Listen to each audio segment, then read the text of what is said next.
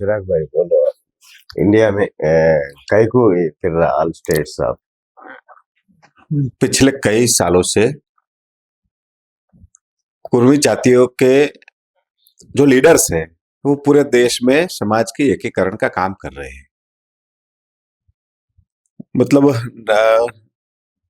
1894 से ये काम समाज में चालू है, मगर जब हम अभी देखें तो पूरे भारत में 40 करोड़ कुर्मी, पटेल, कापू लोग हैं, तो उनका अभी एकीकरण नहीं हुआ है।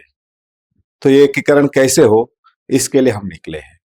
हमारे साथी एक मिशन के तौर पे पूरे देश में हर स्टेट में घूम रहे हैं और हर स्टेट से जो कुर्मी समाज से जुड़े हुए जितनी टाइटल है, वो पूरे देश, अपने देश में बहुत टाइटल से जुड़े हुए कुर्मी है। साउथ में कापू है, रेड्डी, नायडू है, गौड़ा है, अलग अलग टाइटल से साउथ में उसको जाने जाते हैं। गुजरात में पटेल है, पाटीदार है, यूपी में कटियार है, सच्चान है, गंगवार है, इसे उड़ीसा में प्रधान है, झारखंड में महतो है।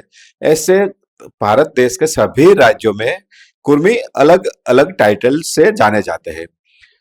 आजादी के बाद कुर्मी समाज के साथ एक अन्याय किया गया है कि कुर्मी को जो कैटेगरी है, ओसी, बीसी, एससी, एसटी, तो इस कैटेगरी में भी कुर्मी समाज को डिवाइड किया गया है ताकि कुर्मी समाज की राष्ट्रीय एकीकरण न बन सके। तो इसलिए पूरे भारत में अलग अलग टाइटल से जाने वाले कुर्मी समाज को और आजादी के बाद अलग अलग कैटेगरी में जो कुर्मी समाज है, कापू समाज है, पटेल समाज है, उसको एक कैसे किया जाए, इस मुहिम के तौर पर हम सभी साथी पूरे भारत का परिभ्रमण कर रहे हैं और सभी हमारे आगेवान है, समाज के लोग हैं, समाज के लीडर्स है, पॉलिटिकल लीडर्स है, वो कुछ किसी भी पार्टी में हो, कोई बीजेपी में है, कोई कांग्रेस में है, कोई स्थानिक पार्टी में है, किसी भी लीडर हमारा हो समाज का, वो किसी भी पार्टी में हो, उनसे हम संपर्क बनाए हुए हो और उनसे मिल रहे हैं।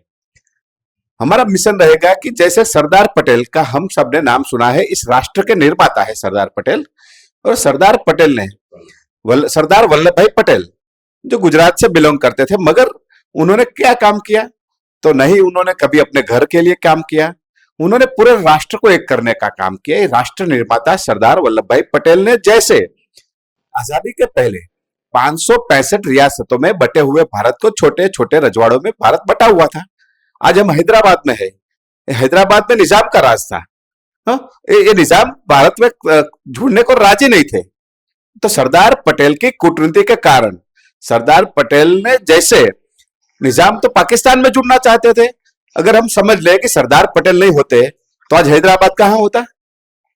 अगर गुजरात से हैदराबाद आने के लिए या दूसरे देश में जाने के लिए जैसे वीजा लेना पड़ता है, ऐसे हैदराबाद में आने के लिए भी वीजा लेना पड़ता है।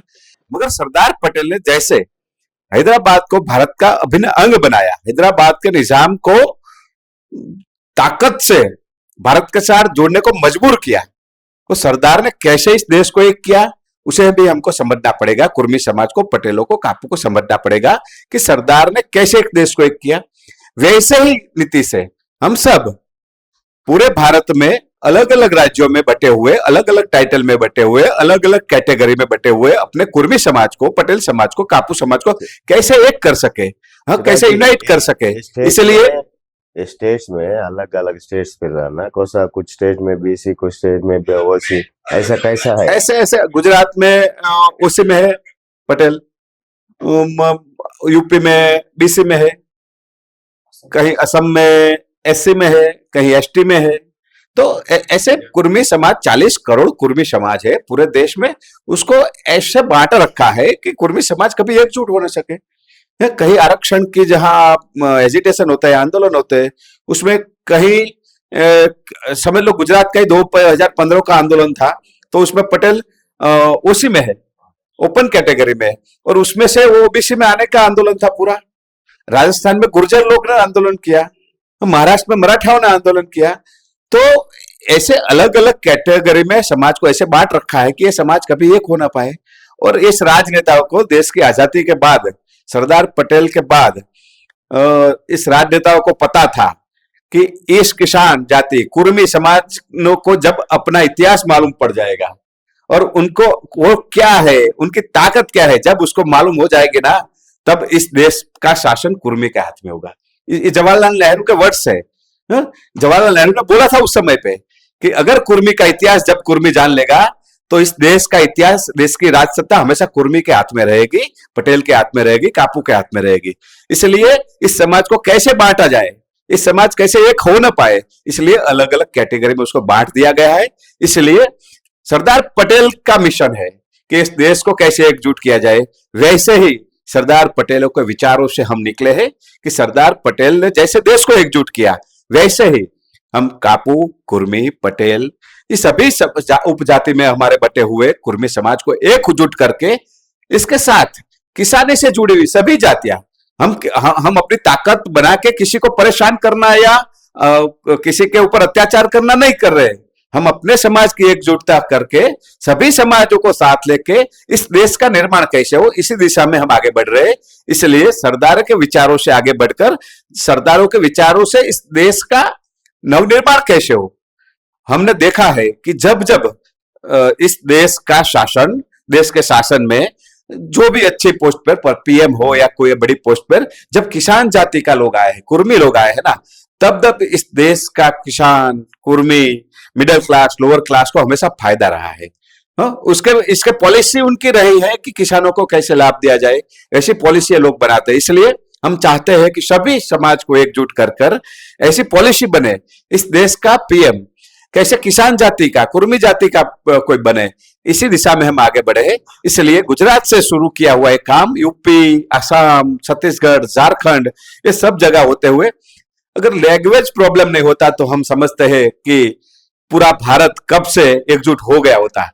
मगर साउथ में ये 5 स्टेट है आपके, केरल, कर्नाटका, आंध्र प्रदेश, तमिलनाडु, तेलंगाना, इस थोड़ा लैंग्वेज प्रॉब्लम के हिसाब से आज तक यहाँ एकजुटता नहीं हुए। मगर सभी हमारे युवा साथियों ने तय किया है कि हम पूरा देश का भ्रमण करेंगे, सभी स्टेट में जाएंगे, समाज के जो काम कर रहे हैं, समाज के जो संगठन चला रहे हैं, इन सभी को साथ लेके हमें किसी से कंपटीशन नहीं करनी है कि आपका संगठन बड़ा है उससे हम बड़ा संगठन बना देंगे, ऐसा काम नहीं करना है।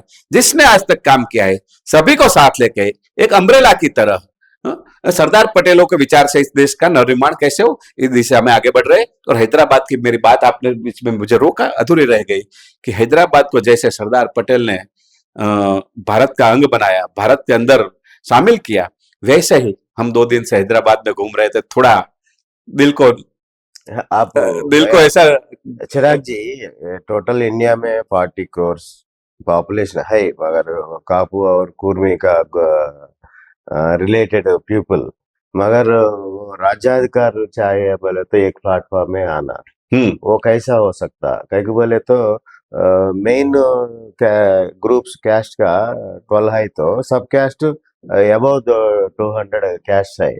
ये पूरा एक प्लेटफॉर्म में ऊपर लाना बोले तो हम कर रहा एक भारतीय कापू एक वेदिका बोल को एक काम कर रहा, उसको वो प्लेटफॉर्म में कर सकता, नहीं तो अलग प्लेटफॉर्म में कर सकता, कैसा करना वो पूरा एक प्लेटफॉर्म में? वही मैं बता रहा हूँ कि जैसे सरदार पटेल ने हैदराबाद के निजाम को अपनी ताकत दिखा के मजबूरन इस देश के साथ शामिल करना पड़ा, उनको आना पड़ा, अपनी फौज भेजी थी देश की कि अगर आप नहीं आए तो हैदराबाद की जनता हमारे साथ है और आपको यहां से भागना पड़ेगा। इसलिए मजबूरन हैदराबाद के निजाम ने सरेंडर किया था और इस देश का उनको शामिल होना पड़ा था।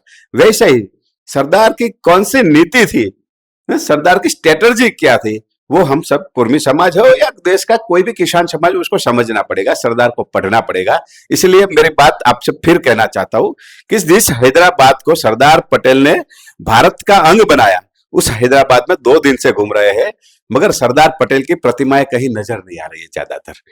जिस हैदराबाद आज सरदार पटेल की वजह से भारत में शामिल है, भारत का अंग है, तो वो हैदराबाद में सरदार को जितना चाहिए उतना तवज्जो भी नहीं मिला है और सरदार का सम्मान भी नहीं हो रहा है। इसलिए हम हैदराबाद और आपके सभी साउथ के स्टेट से सभी समाज के लीडरों से विनती करते हैं, हाथ जोड़कर विनती कर, जिस सरदार ने इस हैदराबाद को भारत का अंग बनाए, उस सरदार को सम्मान मिले। हम साथ मिलकर, सरदार भी कापू थे, सरदार भी कुर्मी थे, सरदार भी पटेल थे, तो उन्होंने कभी जाति का काम नहीं किया, उन्होंने जाति को सम्मान कैसे मिले उसके साथ साथ देश का काम किया।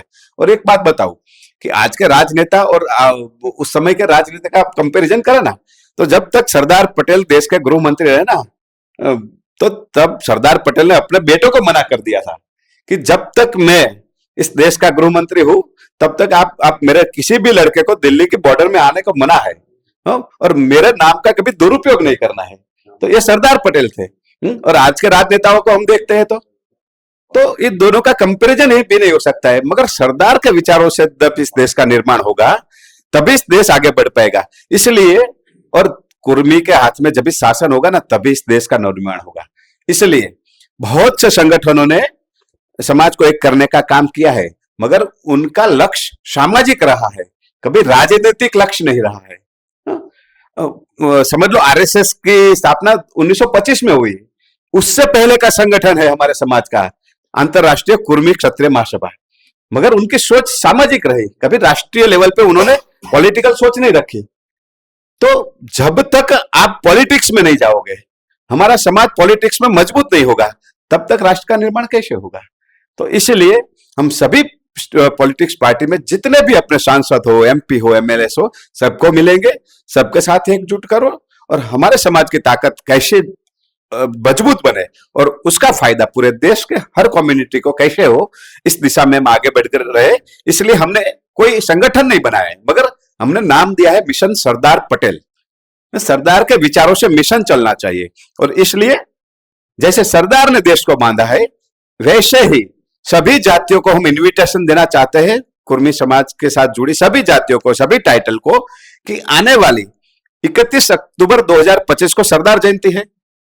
हम सरदार जयंती पूरे देश में छोटे मोटे तौर पे मना लेते हैं, 200, 500, 1000, 2000 लोग इकट्ठा होके हर स्टेट में, हर जिले में, हर तहसील में सरदार की जयंती मनाते हैं, उनको सेलिब्रेशन करते हैं, जय सरदार बोल के सरदार को सम्मान देते हैं।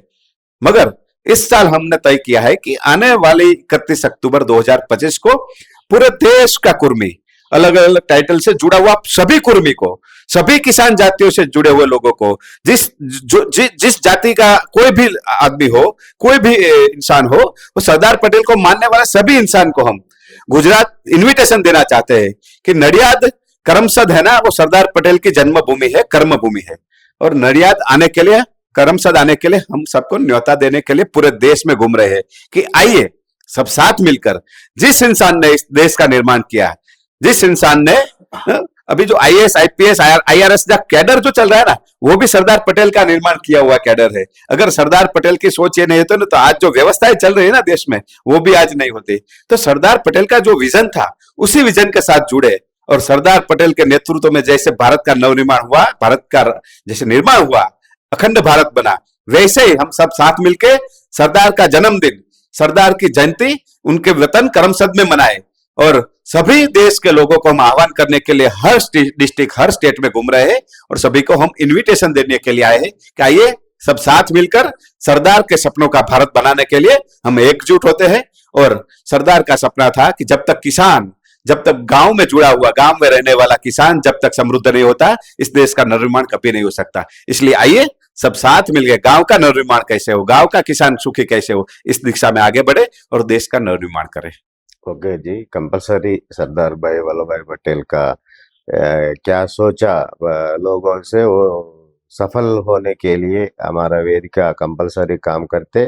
मगर आप क्या सूचना दिया, ये सरदार वल्लभ भाई पटेल का तेलुगु स्टेट में बड़ा स्टैच्यू लगाना, अच्छा उसको स्मृत करना बोले तो वो स्टेट गवर्नमेंट का और सेंट्रल गवर्नमेंट का हमारा वेदिका से रिप्रेजेंट कर को वो फॉलो करेंगे, वो रेस्पेक्ट बढ़ा होने के लिए कंपलसरी हम पूरा लोग ट्राई करेंगे।